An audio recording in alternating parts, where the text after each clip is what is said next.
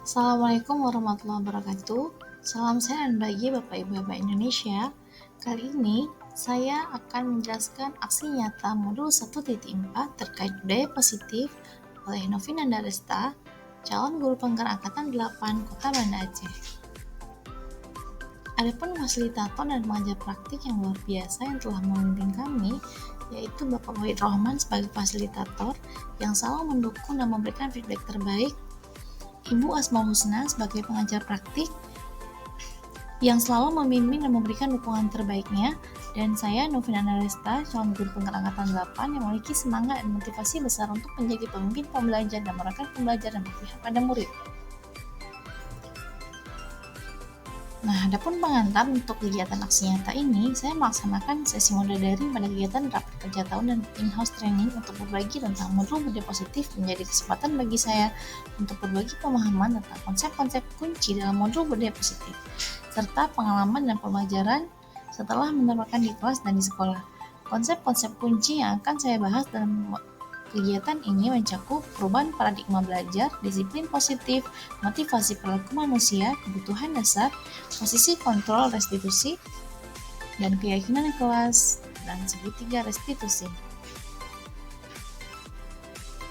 Nah, untuk pemahaman, setelah memberikan pemahaman tentang konsep-konsep tersebut, saya juga akan berbagi pengalaman pribadi dalam menerapkan lingkungan kelas dan sekolah.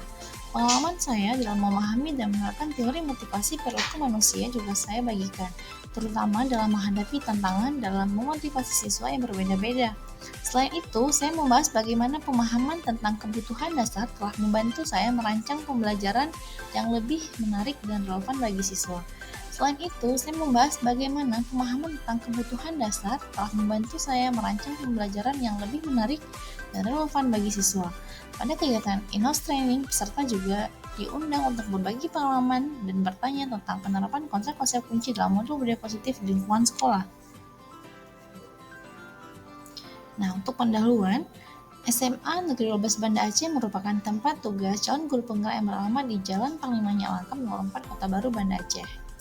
Pemahaman akan pentingnya menciptakan lingkungan belajar yang positif dan inklusif menjadi semakin relevan. Program budaya positif bertujuan untuk menciptakan perubahan yang positif dalam norma dan nilai-nilai yang diambil di lingkungan pendidikan. Laporan ini berfokus pada aksi nyata yang diambil oleh calon guru penggerak dalam mewujudkan budaya positif di lingkungan pendidikan. Sebagai agen perubahan di masa depan, calon guru penggerak berperan strategis dalam menciptakan lingkungan belajar yang ramah, menginspirasi, dan mendukung bagi siswa. Selanjutnya, tujuan aksi nyata budaya positif adalah menciptakan lingkungan pendidikan yang positif, inklusif, dan mendukung bagi semua anggota komunitas sekolah. Fokusnya adalah pada siswa, guru, karyawan, dan orang tua. Tujuannya adalah meningkatkan kesejahteraan emosional dan mental siswa, memperbaiki hubungan antara siswa dan guru, meningkatkan prestasi akademik dan non-akademik, meningkatkan partisipasi dan keterlibatan orang tua, meningkatkan kepuasan dan kesejahteraan guru, membangun komunitas belajar inklusif, dan meningkatkan kolaborasi dan kerjasama tim. Dengan budaya positif, lingkungan pendidikan diharapkan menjadi inspiratif, menyenangkan, dan berdampak positif bagi perkembangan siswa dan kualitas pengajaran guru. Hal ini dapat menciptakan generasi yang siap menghadapi masa depan dan kontributif dalam masyarakat. Untuk selanjutnya, tolak ukur yang akan dicapai di antaranya dapat dilakukan dengan survei kepuasan dan persepsi siswa, guru, dan orang tua, penurunan kasus perilaku negatif, peningkatan keterlibatan orang tua, peningkatan prestasi akademik dan akademik siswa, partisipasi dan kolaborasi guru, pengembangan program kesejahteraan mental dan emosional, peningkatan budaya positif, penghargaan atas prestasi dan kontribusi pemantauan dan evaluasi berkelanjutan.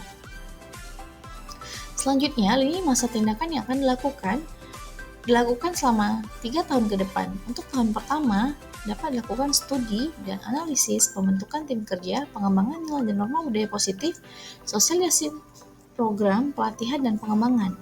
Untuk tahun kedua, dapat dilakukan implementasi program budaya positif, pengembangan program kesejahteraan siswa, penguatan hubungan guru dan siswa, dan pembentukan tim kreatif dan kolaboratif. Dan untuk tahun ketiga, dapat dilakukan dengan cara melakukan evaluasi dan perbaikan, ekspansi program membangun lingkungan belajar yang lebih inklusif dan meningkatkan dampak jangka panjang. Nah, selanjutnya dukungan yang dibutuhkan. Yang pertama, dukungan dari kepala sekolah dan manajemen sekolah. Yang kedua, kolaborasi dengan rekan guru. Yang ketiga, dukungan dari orang tua. Yang keempat, dukungan dari siswa. Yang kelima, dukungan dari masyarakat. Yang keenam, akses terhadap pelatihan dan pengembangan profesional. Yang ketujuh, dukungan dari institusi pendidikan. Dan yang kedelapan, dukungan dari lembaga pemerintah dan kebijakan pendidikan. Nah, untuk penutup, para calon guru penggerak juga telah aktif dalam menciptakan jaringan dan kolaborasi dengan guru penggerak lainnya, sehingga menghasilkan pertukaran ide dan pengalaman yang berharga dalam menghadapi tantangan dan mencapai visi secara bersama-sama. Melalui semangat kepemimpinan dan komitmen sebagai calon guru penggerak, harapan kita adalah bahwa budaya positif yang telah diimplementasikan dapat menjadi fondasi yang kokoh dalam menciptakan generasi penerus bangsa yang lebih berdaya dan berdampak positif dalam masyarakat. Dengan semangat perubahan yang terus berkobar, mari kita bersama-sama mewujudkan masa depan pendidikan yang lebih cerah, di mana setiap siswa dan guru dapat berkembang dan berprestasi sesuai dengan potensi yang dimiliki. Berikut kegiatan Raker dan in-house training. Saya sebagai calon guru penggerak sharing ilmu dengan guru di lingkungan sekolah terkait budaya positif, platform Merdeka Mengajar, dan pembelajaran berpihak pada murid. Nah, selanjutnya ini adalah kegiatan motivasi siswa kelas 10. Nah, di sini siswa kelas 10 diberikan motivasi dengan memanggil trainer dari luar untuk membangkitkan minat dan semangat peserta didik sehingga